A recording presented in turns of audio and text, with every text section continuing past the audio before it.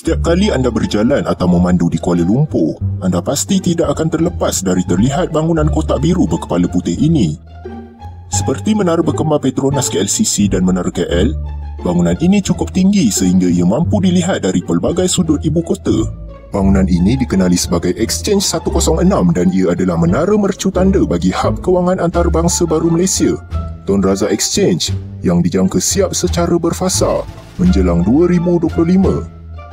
Menara Exchange 106 yang selaku fasa pertama projek ini telah pun siap dibina pada 2019 yang lalu. Pemaju bangunan ini, Mulia Malaysia, mendakwa bangunan ini memiliki 106 tingkat dengan ketinggian 492 meter dari paras laut. Maka dengan ini, media-media tempatan pun dengan terujanya mengisytiharkan Exchange 106 ini sebagai bangunan tertinggi di Malaysia dan di Asia Tenggara, mengalahkan KLCC dan Landmark 81 di Vietnam. Media antarabangsa dari Amerika Syarikat, Bloomberg dan CNN turut mengiktirafnya. Ribuan tahniah diucapkan kepada Kerajaan Barisan Nasional di atas pencapaian yang membanggakan ini. Beri-beri bertanya, beri-beri bertanya, beri-beri bertanya, Barisan Nasional berjaya, beri-beri bertanya. Walaupun begitu, ada sesuatu yang meragukan mengenai status ketinggian Menara Exchange 106 ini. Meskipun ia didakwa memiliki ketinggian 492 meter, pihak Otoriti Antarabangsa CTBUH yang bertanggungjawab dalam menentukan dan mengiktiraf ketinggian sesebuah bangunan pencakar langit hanya mengiktiraf ketinggian Exchange 106 sekadar 445 meter sahaja, tidak kurang, tidak lebih. Jadi, mana satu yang betul? Jawapan kepada persoalan ini mudah saja sebenarnya, tapi ramai yang salah faham. Dari dulu lagi, Mulia Malaysia konsisten mengatakan 492 meter itu adalah ketinggian dari paras laut. Kebiasaannya, paras laut ini hanya digunakan untuk mengukur ketinggian gunung. Sebagai contoh, Gunung Everest berketinggian 8,848 meter dari paras laut. Jika kita bina sebuah jamban berketinggian 2 meter di atas puncak Everest, kita boleh katakan jamban itu berketinggian 8,850 meter dari paras laut.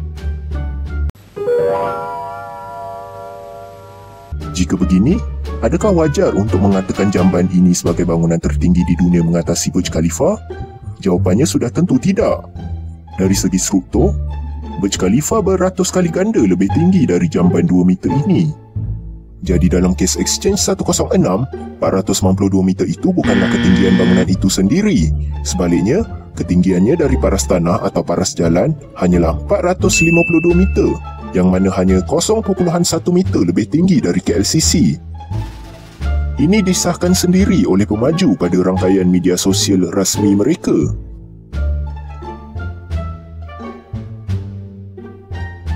Kalau macam tu, mana datangnya 445 meter seperti yang didakwa CTBUH?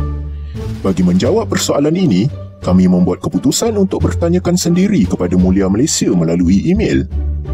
Menurut mereka, ketiga-tiga angka ketinggian sama ada dari paras laut, dari paras tanah dan yang diiktiraf CTBUH, kesemuanya adalah tepat dan benar.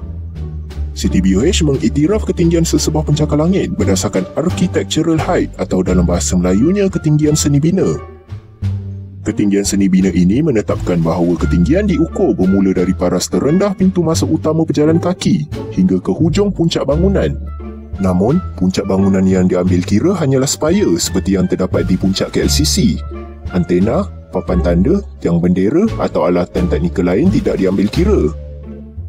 Memandangkan Exchange 106 ini dibina di atas platform berketinggian 2 tingkat dari atas tanah, pintu masuk utama terendahnya tidak berada di paras paling bawah platform ini. Jadi, pengiraan ketinggian bangunan ini menurut CTBUH tidak termasuk ketinggian platform tersebut. Oleh sebab itu, walaupun strukturnya berketinggian 452 meter dari atas tanah, ketinggian yang diambil kira hanyalah 445 meter. Maka dengan ini, berakhirlah segala misteri dan teka-teki mengenai ketinggian Exchange 106. Selepas ini, jika ada mana-mana sipolan yang klaim menara ini sebagai bangunan paling tinggi di Malaysia, anda tunjukkan saja video ini kepada mereka. Kemudian anda suruh mereka replay video ini sampai 13 kali. Itu saja untuk video kali ini. Semoga anda dan keluarga berada dalam keadaan sejahtera sentiasa. Usah biarkan hidup anda diselubungi misteri.